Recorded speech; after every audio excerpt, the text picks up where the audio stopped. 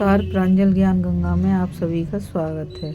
हम संक्षिप्त महाभारत का पाठ कर रहे हैं जिसमें कि शल्य पर्व चल रहा है। हमने कथा में युधिष्ठिर और दुर्योधन का संवाद, युधिष्ठिर के कहने से दुर्योधन का किसी एक पांडव से गदा युद्ध के लिए तैयार होने की कथा को पढ़ा था। अब आगे कथा में हम श्री कृष्ण का युधिष्ठिर को उलाहना, भीम की प्रशंसा तथा भीम और दुर्योधन में बाघ युद्ध, फिर बलराम जी का आगमन और उनका स्वागत की कथा को पढ़ेंगे। संजय कहते हैं, महाराज यों कहकर दुर्योधन जब बारंबार गर्जना करने लगा उस समय भगवान श्री कृष्ण कुपित होकर युधिष्ठिर से बोले, राजन आपने ये कैसी दुस्साहसपूर्ण बात कह डाली कि तुम हमें से एक को ही मारकर कौरवों के राजा हो जाओ। मगर अगर दुर्योधन, अर्जुन, नकुल, सहदेव अथवा आप कोई युद्ध के लिए चुन ले तब क्या होगा? मैं आप लोगों में इतनी शक्ति नहीं देखता कि गदा युद्ध में दुर्योधन का मुकाबला कर सके।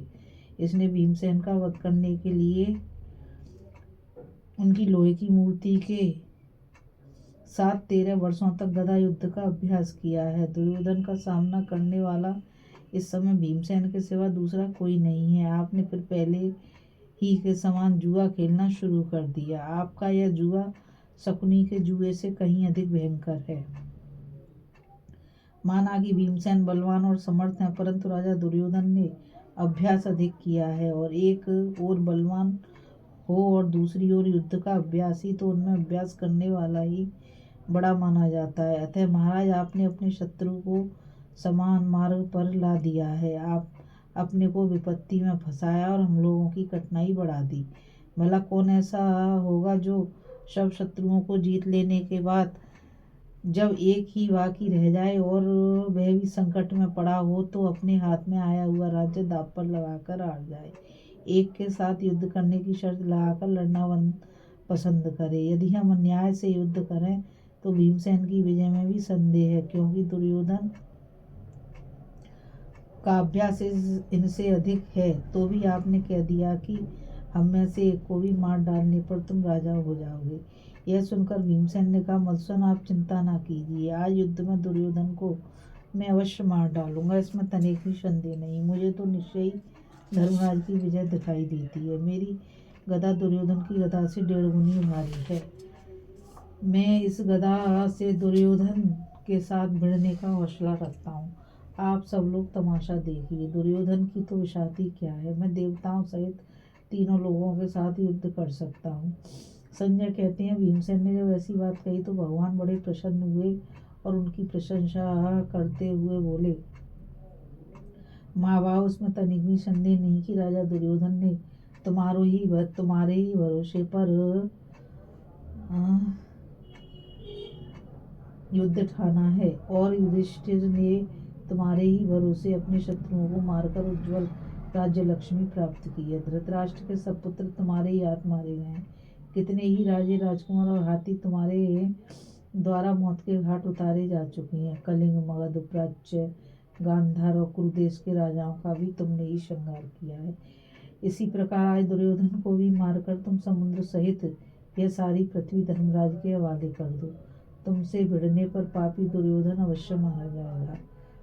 देखो, तुम इसकी दोनों जांघें तोड़कर अपनी प्रतिज्ञा का पालन करो। तदंतर सात्यकी ने पांडुनंदन भीम की प्रशंसा की। पांडवों तथा पांचालों ने भी उनके प्रति सम्मान का भाव प्रदर्शित किया। इसके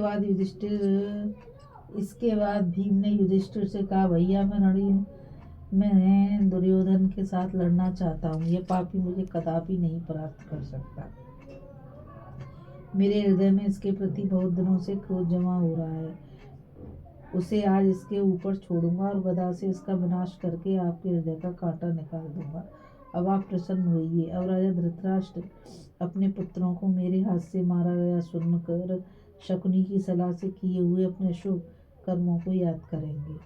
यूँ कहकर भीम ने गदा उठाई और इंद्र ने जैसे वृत्तासुर को बुलाया था वैसे ही दुर्योधन को युद्ध के लिए ललकारा।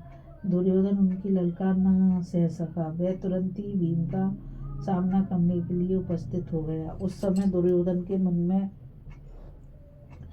घबराहट थी, न भय, न ग्लानि थी, न व्यथा। वह सिंह के समान निर्भय खड़ा था उसे देखकर भीमसेन ने कहा, दुरात्मन, तूने तथा राजा धृतराष्ट्र ने हम लोगों पर जो जो अत्याचार किए थे और वारणावत में जो तुम्हारे द्वारा हमारा अहित किया गया, उन सबको याद कर ले।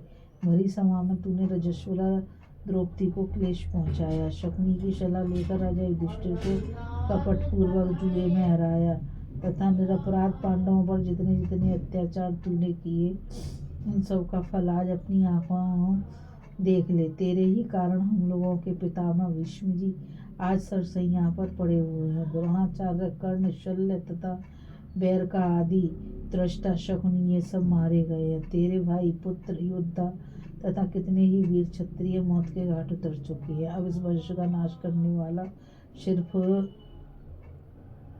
तू ही एक बाकी रह गया। आज इस गदा से तुझे भी मार डालूंगा, इसमें तनिक भी संदेह नहीं। आज तेरा घमंड चूर कर दूंगा और राज्य के लिए बड़ी हुई लालसा भी मिटा दूंगा। दुर्योधन बोला, ब्रकोदर, बहुत बातें बनाने से क्या होगा, मेरे साथ लड़ तो सही, आज युद्ध का तेरा सारा हौसला पूरा कर दूंगा।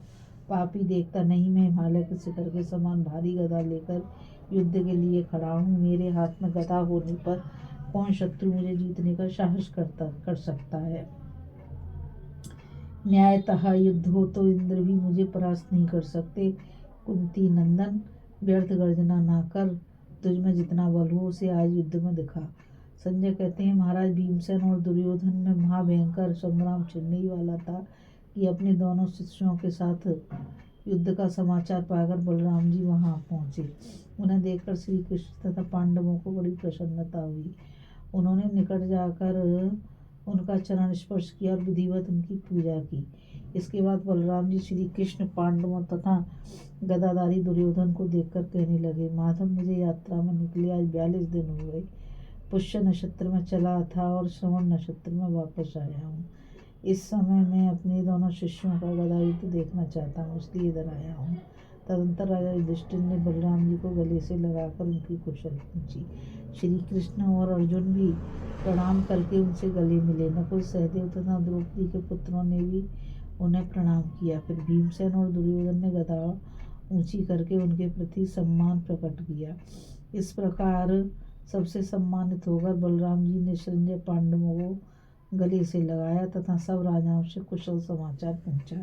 इसके बाद उन्होंने श्री कृष्ण और सात्यकी को छाती से लगाकर उनके मस्तक छूंगे। फिर उन दोनों ने भी बड़े प्रेम से उनका पूजन किया तथा धर्मराज युधिष्ठिर ने बलराम जी से कहा, भैया बलराम, अब तुम इन दोनों भाइयों का महान युद्ध देखो। इनके ऐसा कहने पर बलराम जी महारथियों से सम्मानित एवं प्रसन्न हो कर राजाओं के मध्य में जा बैठे। फिर तो भीम और दुर्योधन ने बैर का अंत करने वाला रोमांचकारी संग्राम दिखाया। इस कथा में बस इतना ही। अभी हम कथा में श्री कृष्ण का युधिष्ठिर को उलाहना, भीम की प्रशंसा तथा भीम और दुर्योधन में बाग युद्ध, फिर बलराम जी का आगमन और उनके स्वागत की कथा को पढ़ा था। आज बलराम जी की तीर्थ यात्रा तथा प्रवास क्षेत्र का प्रभाव की कथा को पढ़ेंगे। इस कथा में बस इतना ही। मुझ गीता रावत को आज्ञा दीजिए। कल फिर मिलेंगे एक नई कथा के साथ। और मैं आप सभी से यही कहना चाहूँगी, इस चैनल को ज़्यादा से ज़्यादा लाइक, शेयर और सब्सक्राइब कीजिए ताकि यह अमूल्य ज्ञान अधिक से अधिक लोगों तक पहुँच सके। कल फिर मिलेंगे एक नई कथा के साथ। राधे राधे, जय श्री कृष्णा, नमस्कार।